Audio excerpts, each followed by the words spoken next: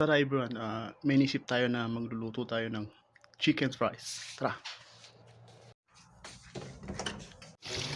Yun, hinugasan po natin yung wings ng manok para safety po tayo pagkakainin natin yan. Yung tamang hugas lang para mawala yung dumi. So, tinabi natin yung iba. So, konti lang yung kukunin natin gagawin chicken fries. So, nakikita nyo naman po, hinugasan natin yun para linis na linis yung wings ng manok. Dito po yung mga ingredients natin. Okay, simple lang po. Yan yung harina.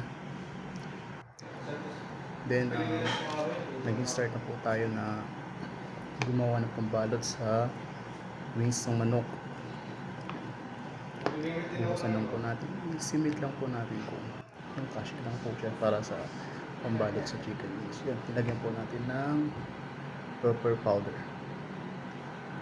Hindi naman masyado marami, so tamang tama din. Okay. And ayun nga, nilagay muna natin sa egg, and then para dumikit yung harina or something like that. Yun. So pinas forward po natin yung video para hindi makapos. So yun, lagay po natin sa harina para may balot po yung wings ng manok. So ayan po, yan, tamang mix lang po. Tamang pag naglagay po tayo ng mantika. So pinainit po muna natin yung kawali. Ito po yun, so makikita nyo po yung manok. Siyempre manok po yan, diba? So makikita po natin yung wings ng manok na binabalutan ng something na with powders and pepper powders and with egg.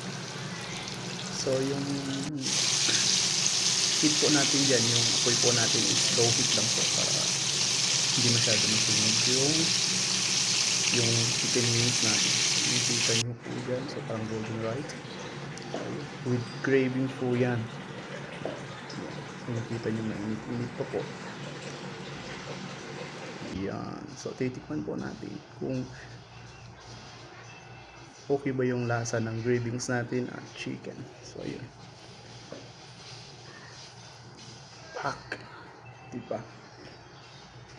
Mainit-init pa yung cravings. So titikman natin. Let's go! Ano yung masasabi ni Kuya Man sa luto niyang chicken wings? Ayun. Tamang tikim lang. And